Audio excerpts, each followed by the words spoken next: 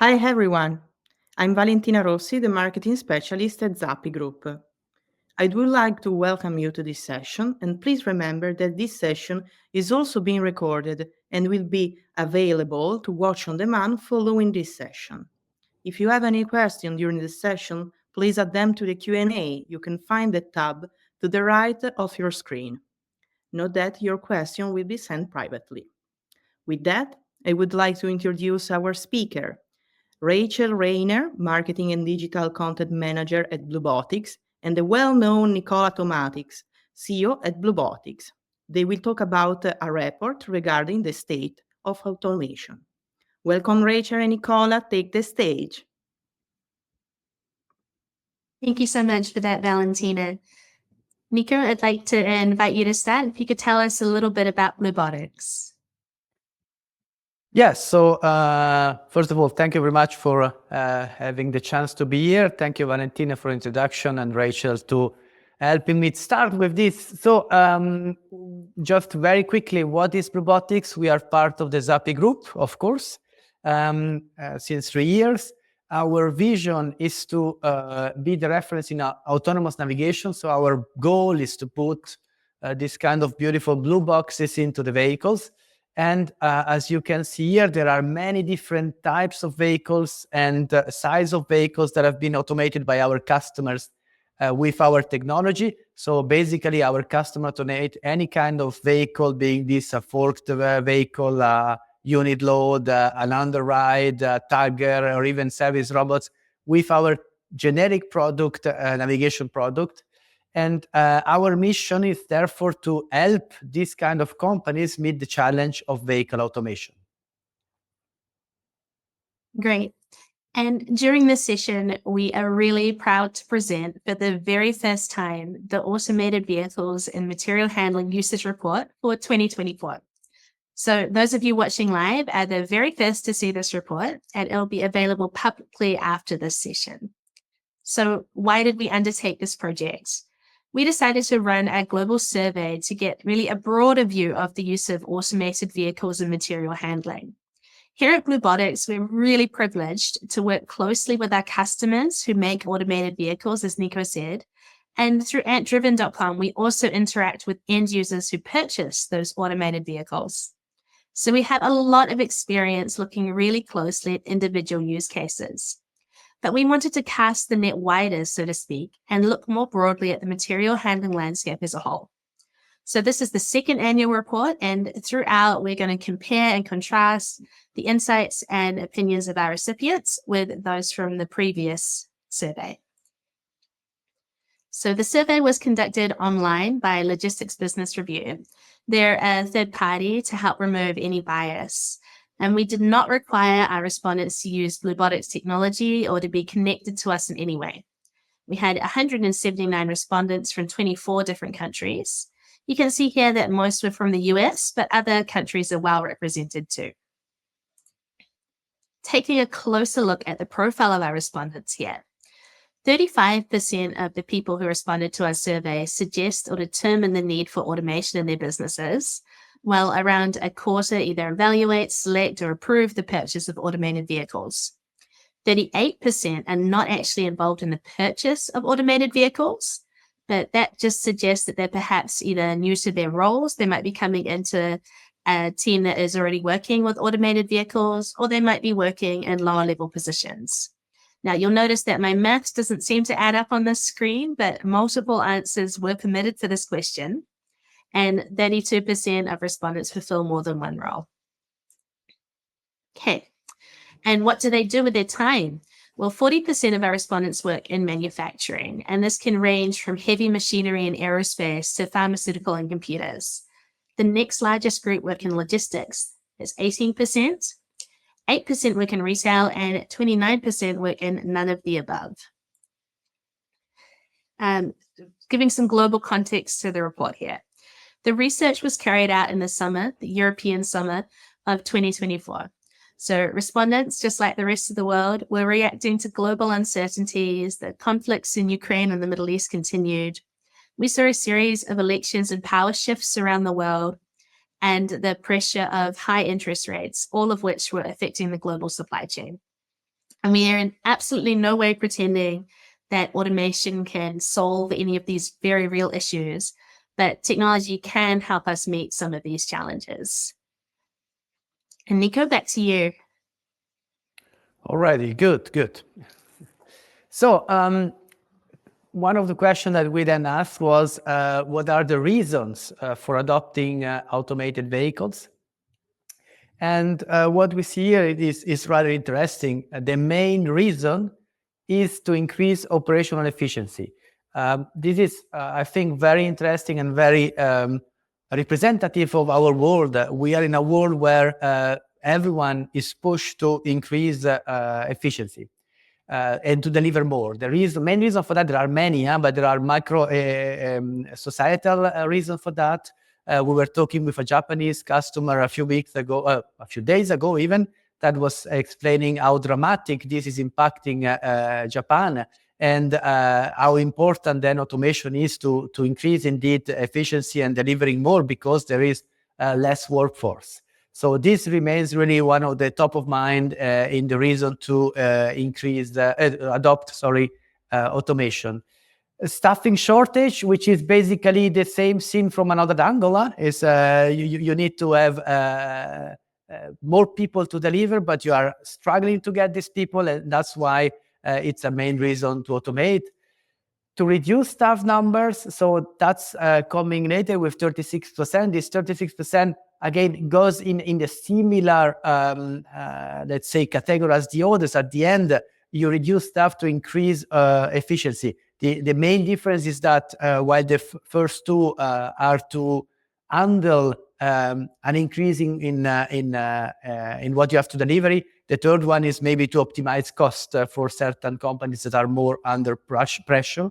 And the fourth one is safety. So safety is always a big concern because manual vehicles create a lot of accidents, this being both for humans and for what they move around. If we compare this with 2023, what we see is that in 2023, it was even more extreme, the interest in increasing efficiency. The reduction of staff was 26, and it was also the third in the list. And staffing shortage was also very important. So we have similar results with let's say a more balanced situation between overcome staffing shortage and increase operational efficiency. If on the other side we analyze which kind of vehicle is used in these installations, we see that one thing that comes out from the research in general, from the survey, is that forked vehicles, they are always needed. So let's say almost always. We are talking about 90% of the setups where they had at least one forked vehicle. Interesting is also the size of the fleet. So we are talking about an average fleet of 7.4 vehicles. I don't know who was buying the 0.4 vehicle, but that was not the point. And as you see, in terms of type of vehicles, we have the fourth one that remains number one. Light load is number two, tow tractor number three, and a bit surprising for me, heavy unit is still quite big together with underride. If we look at what we had last year, in terms of distribution, we had a similar setup. But again, a bit surprising is that we have more or less the same amount of people that participated in a survey. But this year, I would say almost half the number of vehicles. Of course, it is not necessarily the same people that participate, so that can be just a random distribution. We should not take, or let's say, have clear conclusions with that. What is more interesting for us is really the distribution. So the key message is, on one side, the forked vehicle, you almost always need it. And on the other side, customer need many different types of vehicles. If we now check about what these vehicles are moving around and what is the functionality they have, we see that picking pallets is 43%, which is application number 1. Picking from and to conveyors or palletizers is 42%. Remember, we allow for multiple answers, so you can move pallets and move pallets from a conveyor. That's why you have these percentages. We have a number 3, truck loading, which is a bit surprising because in our knowledge, truck loading and unloading is a quite rare application that really is in operation. But that's the data we get, so we have to rely on that. Cross-docking and replacement are 2 other important applications. If we look what happened last year, we had more users picking from and to conveyor and palletizer and wrappers. We had similar amount for truck loading or unloading. And packaging end of line was also very important, which we have here with similar percentage, but in terms of sorting out, this year we had other applications that were just slightly above. Now, if we look at what these vehicles are interacting with, we see that half of the users, or let's say the participants to the survey, they were interfacing the AGVs, the automated vehicles, with a warehouse management system.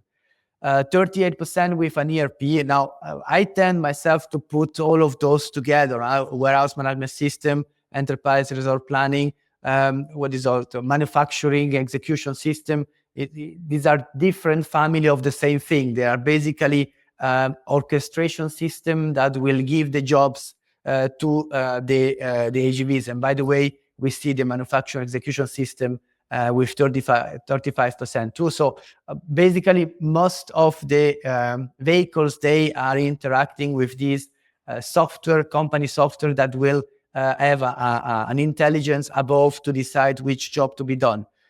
Please note that it is not necessarily a must. You could have a vehicle that is just started by a button used by a user, or an interface on a tablet.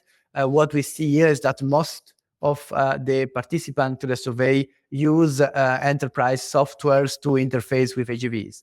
1/3 of them, they also interact with automatic doors, and also similar 1/3 with palletizers, slightly below conveyors. Elevators, 25%. That's rather high in reality, because it seems that interfacing AGVs with elevators is not something that you find everywhere. Then we have also very interesting let's say 1/5 of the vehicles, they are interacting with existing automated vehicles. So this is really about interoperability, making different vehicles working together. And then finally, we have traffic lights, which are probably the most pragmatic way to implement interaction between different devices. Great. Thank you so much for that, Nico. I'll pick back up from here. We're talking now about important factors when choosing an automated vehicle. And I know there's a lot of information going on in this slide, but we can see that most people rated most options as either important, very important, or extremely important. And that's what we've called out there in the larger percentages. And this makes a lot of sense. Automation is a really big investment, and there's a lot riding on getting for all involved. Stakeholders must balance a lot of competing priorities and decide what is the key factor. And here we have that most recipients have rated vehicle size and accuracy as important, very important, or extremely important. Around 80% rated fleet operation hybrid functionality, that's both automatic and manual drive, and equipment interfacing is key. While vehicle size was really highly rated, interestingly, payload capacity was maybe less so at 73% there. This suggests that either our recipients are maybe working in really constrained spaces, or perhaps moving quite lightweight objects. Now, what about choosing a vehicle supplier? It's absolutely no surprise that price is a really important factor when choosing a vehicle supplier. 88% of our respondents say that price is important, very important, or extremely important. And how does this compare? Well, in the previous iteration of the survey, just 61% of respondents rated vehicle price as that important. And this heightened price sensitivity may be due to the high interest rates worldwide that have been affecting businesses and having that flow through to the focus on capital expenditure. But back to this most recent survey, most people at 89% said that a trusted brand was really important. And so was local support at 86%. 76% of people valued a wide product range, and the same number valued having an existing relationship with a vehicle supplier. Now, in a new question for 2004, we asked respondents how important it was to be able to customize their automated vehicle. 81% said it was important, and to me, this suggests either a more advanced level of automation or more niche industries which require specialized vehicles. Now, how many vehicles are they planning to purchase at first? 85% of our respondents plan to purchase 5 or fewer vehicles to start with, and 37% plan to purchase between 3 and 5 vehicles initially. Just 7% plan to purchase 10 vehicles or more. Now, compared to 2023, the previous survey, we can see that people are maybe taking a slightly more cautious approach. More people are planning to invest in fewer vehicles right off the bat. We also asked exactly what form factor of vehicle people are planning to purchase first, and 58% said they plan to first buy a forked vehicle. And that's up from 34% in the previous version of our survey. But when is this going to happen? To me, this is one of the key findings from our report. We asked people if they plan to extend their fleet. They said yes. 84% are planning to extend their fleet. That is slightly down from the previous version of our survey, in which 9 out of 10 people said they were. So again, this may indicate that our respondents are taking a little bit more of a cautious approach to automation.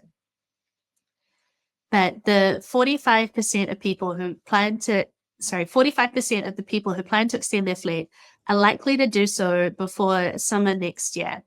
I think that's quite a key finding. And a further 39% say they will increase their fleets by 2027. If you are running an AGV company, I think this is a very exciting slide to look at. How does this compare to the last survey? Well, in the last version of the survey, the numbers were similar, with 81% planning to extend their fleet within 1 to 2 years. So we can see that the purchase intent has sort of come forwards a little bit there. And despite the high interest rates globally, which we mentioned, and the more cautious approach, we really have seen an uptick in companies investing in automated vehicles. And by how many vehicles? How many are we talking about here? 97% plan to extend their fleet with more than one vehicle. So only 3% only anticipate adding a single vehicle. 36% will add 2 vehicles, and a further 27% will increase their fleet by 3 to 5. And again, how does this compare to last year? So at first glance, these numbers do look quite different. But if we take a closer look, they're not actually so dissimilar. At the extreme ends, they're almost identical. Similar numbers of people anticipate buying only 1 or 10 or more vehicles. And what really has shifted is what's in the middle there. So we can just explain this away very simply by saying it's a different cohort, slightly different distribution. And Nico, I'll pass this back to you for talking about challenges. I don't know why you have to talk about the successes and I have to talk about the challenges and the fears, but let's do It's it. because I put together the slides, Nico. So in terms of key challenging when adopting AGVs and IMRs, first one, and I think it was the same last year, is the confidence in the technology. And that's quite interesting. It's this people have fear about the technology.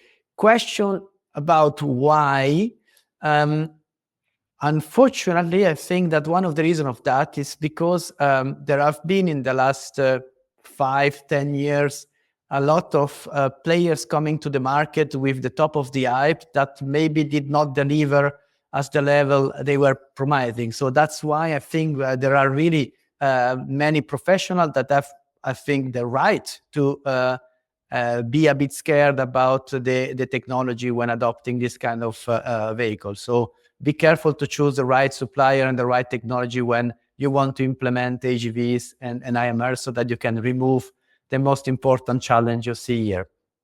The second one is even more interesting for me, in the sense that it's not easy to have a plant, to have many manual processes, and then to have a clear calculation of the return on investment by adopting automation. I think it's a challenge in general, and probably with AGVs it's even more difficult, because adopting AGVs is not, I mean, the process of using AGVs is not very linear. It's more complex than that, and so it's more difficult to assess how you impact the costs and so in the future, and therefore also the return on investment.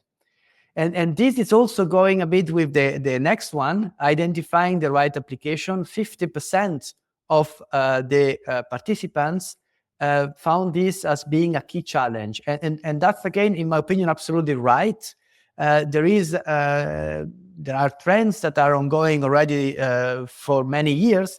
Basically, if you think about 10, 15, 20 years ago, automating and adopting AGVs, or automating in general, was about taking rather complex technologies and automating rather simple application or processes. While today this has really switched to having more and more simpler technologies, but trying to automate rather complex processes and applications. So at the end, you also have to identify the right application. You may also have, or most of the time you must, adapt the process of the application in order to make sure that combining the technology and the application will create the value and therefore the return on investment. And by the way, keep in mind that it is the integrator, the one that comes to the building and helps then integrating the technology into the building, that is supposed to help solving this question of identifying the right application, matching with the right technology, and creating then the value that brings the return on investment. Then the fourth in the list here is capital. So that's quite interesting, because it went up to 41% and it was only 16% last year. So it seems it's more difficult to find capital in let's say, recently compared to the survey of 1.5 and 2 years ago, which is something we see also in the market for many other applications. So that's something that seems to be a trend for the moment. We'll see what happens in the next months. Then if we move from the challenges to the fears, thank you. What we see here, beside that, we see a very beautiful graph that is very difficult to read, but Rachel could explain to me that it corresponds to the value on the right, so it's good. The first biggest fear, similarly to the adoption, is technology again. Then we have cost, and that's maybe going with the capital, I don't know, but we see that we have an important increase. Last year, the cost was 6%, and now it went up to 25%. In parallel, what is very surprising is also the people that answered that they have absolutely no fears. This also moved a lot. It was 6% last year, and now it's 20%. So we have, on one side, I would say, a fear of the cost that increased quite dramatically, but also those that have no fears at all have increased. And in terms of relevant changes, we also saw an important change in terms of safety and security, where, now I don't remember, last year it was 23%, I think. Yeah, here we go, 23%. And now we are only at 7%. So is that because of education? The market has been better educated about the fact that in reality, automated vehicles are much safer than the manual one, and they are not just much safer, but really also with high safety levels. Difficult to assess, but at least we see that it was a major change. So if we dig into a few more details, in terms of concerns about technology, here we are talking about usability, breakdowns, compliance, etc., which are indeed important, or let's say raised by 35% of the responders, which is very similar to last year where we had 34%. Can you keep the other one on a bit longer? So one of the concerns that were very interesting is this more advanced technology comes out making the investor obsolete. So that's a fear that comes from the market because there are many products that are very quickly obsolete. Think about your mobile phone that is basically obsolete as soon as you buy it. I don't want to change the concerns from the responders, but I think I'm able to reassure a bit the market here in the sense that this market, the automation and the automated vehicle, is rather slow in terms of technology advancement because it's absolutely critical, requires a very high level of reliability, repeatability, availability, and safety. So it's not a market where you can completely change everything every 6 months. So if I can give my own point of view on that, don't be too scared about technological advancement. It will not come as fast as the hype companies want to sell us. And sorry, Rachel, so now we can go to the next one. About the cost, so the concerns are increasing, as we said. It was only 6%, and now it went up to 25%. And very interesting is the extra expensive fees. Again, we don't have all the details about the reason for that, but we see some market trends. There are questions about interoperability and standardization, etc. And what we see as a trend that as soon as there are openings to have new companies entering and trying to sell additional functionality, well, they tend to enter with new business models that are indeed more expensive. There are more and more subscription fees for fleet management or for other interfaces that were not necessarily here a few years ago. So that's typical for a market that is growing and creating a lot of value. There are new players coming in and everyone tries to take out money from it. So indeed, when you want to go for AGVs, analyze very well your cost structure when you go both in terms of CapEx, but also OpEx, because there is a new wave that tries to hide some cost into the OpEx to let you think that it's cheaper. So you better put CapEx instead of OpEx if you want to spend less, because you paid only once the CapEx. Then about the implementation and staffing, here we have the typical question of will the automated vehicle be accepted by the current operators? That's together with the reluctance, etc. It's indeed a key point. We see discussing with our customers that it's typical to have in the beginning of an installation a few employees that do something bad just to create some problems and fight against automation. I think it's something that is human, the fear of change. But yeah, at the end, the main goal is to increase productivity and keep the competitiveness of the plants. So it's very important to educate the employees and to make them being allies to this change towards automation instead of having them being against. And of course, this comes also in general with adaptation and in the implementation. It's not just that they are against, they also have to learn. It's not just being against. Next one, yeah, the no fear. So no fear, nothing, very good. So we move from 6% to 20%. Maybe in 5 years when Rachel will present the next, the fifth next report, we will have 100% with zero fear. We would be happy about that. If we think about how the responders have paid for automated vehicles, we have a situation which is quite similar to the last one.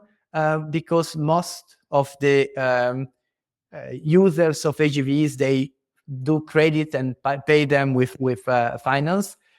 We see that CapEx, so outright, is the same result, and it seems to have a bit of increase in robots as a service. My point maybe goes back to the price and the fees.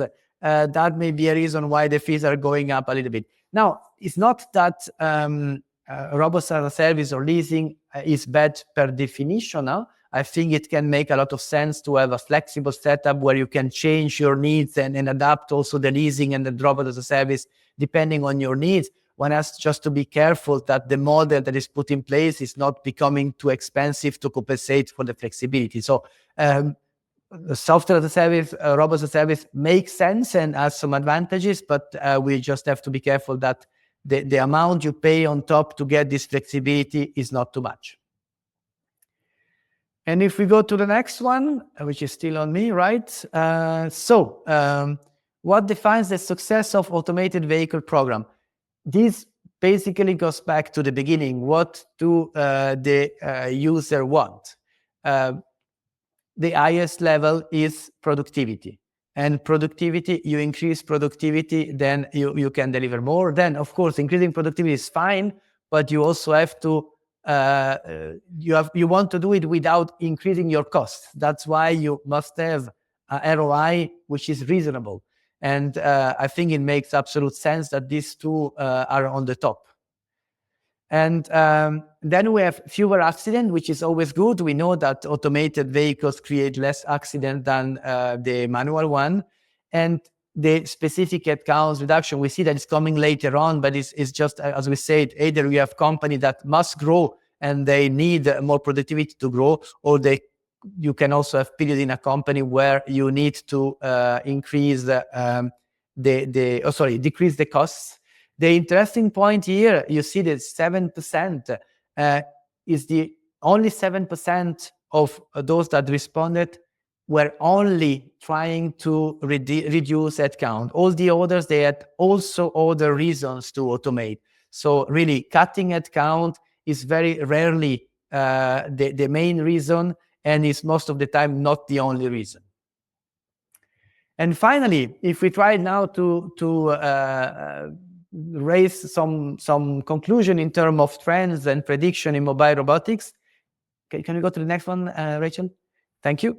So what we see from this report, several things. The first one, ROI is not just one factor. It's exactly the point. So there are many other factors. Productivity is key. The challenge to find staff. After COVID, the situation has become even more dramatic. People that have job, they are struggling to find employees that want to do the job. So really, ROI, yes, of course, but also more productivity. Finding the staff is a challenge, so you have to try to automate to compensate that.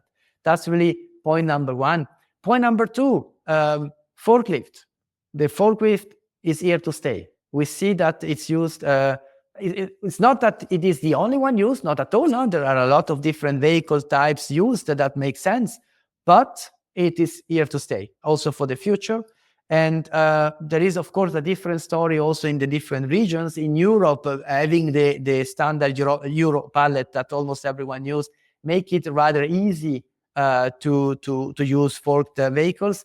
In North America, sorry if there are people from North America, but it's a mess with pallets. There are many different types, not standardized, but even there, and the survey show it, the forked vehicle is always needed.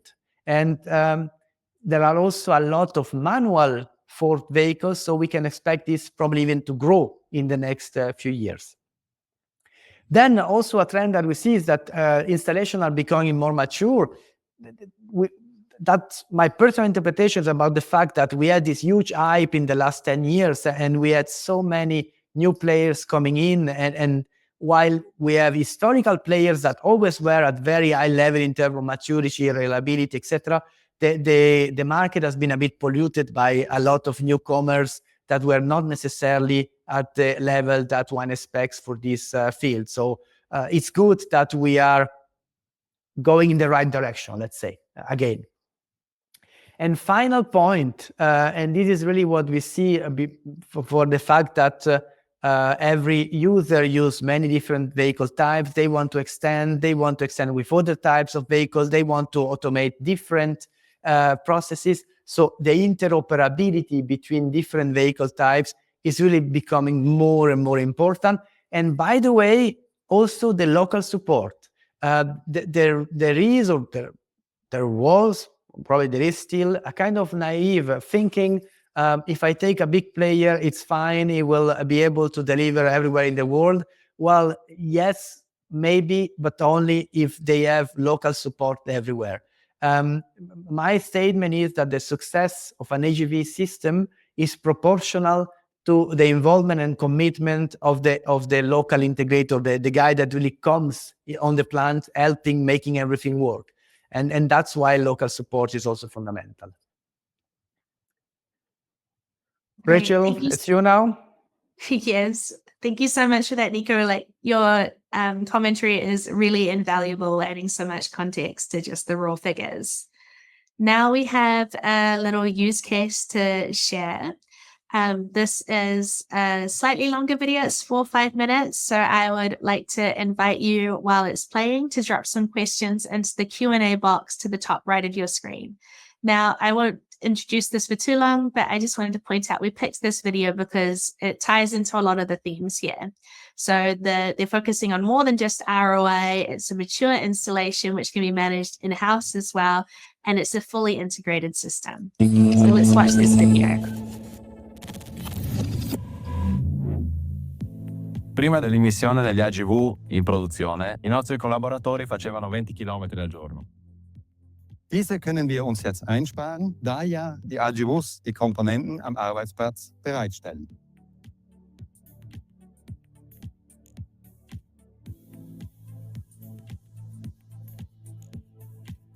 Duca ist einer der führenden Duschkabinenhersteller in Europa. Unser Motto ist es, Schmuckstücke fürs Badezimmer in hoher Qualität und in kurzer Zeit zu fertigen. Der Gedanke, in Automatisierung zu investieren, entstand eigentlich mit dem Bau unseres neuen Hauptsitzes. Jeder Prozess in der Firma Duca wurde neu analysiert und neu gedacht. Ziel war es, die Intralogistik zu modernisieren und zu vereinfachen. Die größte Motivation, um in Automatisierung zu investieren, waren nicht wertschöpfende Tätigkeiten so gut wie möglich zu automatisieren. Prima dell'immissione degli AGV in produzione, i nostri collaboratori facevano 20 km al giorno. Per questo motivo abbiamo deciso di inserire gli AGV nel nostro processo produttivo per rendere il lavoro più interessante e con un maggior valore aggiunto. Abbiamo deciso di utilizzare questa tipologia di robot un po' più piccoli per riuscire a gestire la connessione fra essere umano e macchina. In questo modo, grazie alle dimensioni non troppo grandi della nostra produzione e alle dimensioni delle cassette che utilizzavamo nell'impianto automatizzato, siamo riusciti a gestire con queste specifiche tutto quanto alla perfezione. I nostri 11 AGV devono fare 3 compiti. Il primo compito è quello di portare il materiale dal magazzino centrale lì dietro fino alle varie baie che abbiamo qua di questo reparto di montaggio componenti. Successivamente, una volta finito il montaggio dei componenti in quest'area, il materiale viene di nuovo riportato all'interno del magazzino centrale. Il secondo e il terzo compito avvengono simultaneamente. Il materiale è presente all'interno del buffer, qua dietro di me, un magazzino che collega il piano terra della produzione con questo piano della produzione e il materiale che arriva dal magazzino centrale prodotto precedentemente, vengono entrambi portati tramite gli AGV in questa zona centrale che è all'inizio della nostra linea di produzione, dove poi i nostri operatori faranno la spesa per gli assemblatori. I nostri AGV funzionano grazie a un sistema integrato chiamato Ant Navigation. È un sistema installato su un server chiamato Ant Server che è in grado di gestire tutta la flotta degli AGV. Grazie a un laser montato sulla parte anteriore e a dei punti fissi all'interno della produzione, sono poi in grado di muoversi senza dare fastidio e con estrema precisione. Grazie a questa cosa, quindi, siamo molto flessibili perché non avendo bande magnetiche nel pavimento o strutture simili, riusciamo a cambiare la direzione di un AGV a nostro piacimento quando vogliamo, come vogliamo. Abbiamo deciso di fare una formazione avanzata sull'ANS software per riuscire ad essere più flessibili durante i nostri orari di lavoro e per riuscire a fare un service live senza dover avere tempi di attesa, dovendo comunicare col fornitore o con altre persone all'esterno. Per esempio, abbiamo la possibilità di poter cambiare le diverse vie degli AGV, di poter fare modifiche a un punto di presa, un punto di rilascio di ogni singola cassetta, e in questo modo siamo indipendenti in tutte le nostre decisioni all'interno dell'azienda. Il software è molto semplice da utilizzare e grazie a un costante update da parte della BlueBotics riusciamo anche a sviluppare nuove idee all'interno dell'azienda senza avere il bisogno di interfacciarsi con altre persone, altre aziende o con il service di BlueBotics. Unserver, nel nostro caso, è completamente integrato all'interno degli altri sistemi produttivi. Ad esempio, tramite la pressione di un pulsante sull'ERP, il nostro ERP comunica col VMS che comunica con l'Unserver che, grazie a questa fusione di sistemi, riesce a portare nel posto giusto la cassetta giusta nel momento giusto. Annualmente, quando abbiamo visitatori all'interno dell'azienda, rimangono veramente impressionati dalle performance di questi AGV. Infatti, fanno fatica a capire come tutto funzioni così bene e soprattutto la precisione che essi hanno nell'entrare nelle diverse baie, visto che hanno veramente pochi centimetri di tolleranza per l'entrata nelle varie baie. Vor dem Einsatz der AGVs musste jeder Mitarbeiter seine Komponenten selber suchen und sie per Hand an den Arbeitsplatz bringen. Diese Vorbereitungszeit für den Produktionsprozess war also sehr hoch. Diese können wir uns jetzt einsparen, da ja die AGVs die Komponenten am Arbeitsplatz bereitstellen. Ein weiterer Vorteil der Automatisierung war, dass wir uns die Stammdaten und die Stücklisten alle perfekt und sauber vorbereiten mussten, weil ohne saubere Daten gibt es auch keine Automatisierung.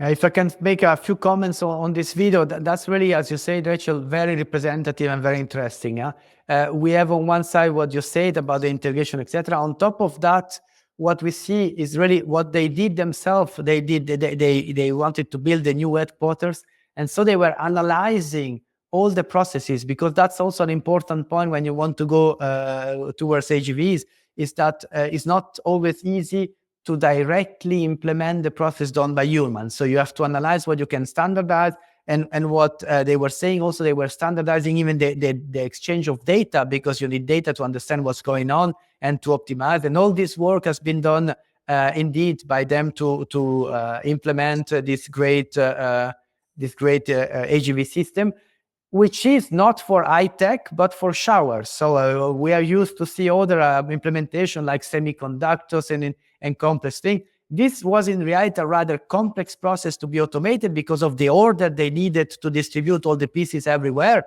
And it is for a rather, let's say, simple product. Absolutely. Well, if you think about it, most people work in what we might call simple companies. There's only so many high-tech businesses to go around. All right, and that is the end of our presentation, and now we have some time for questions. So thank you, Rachel and Nicola.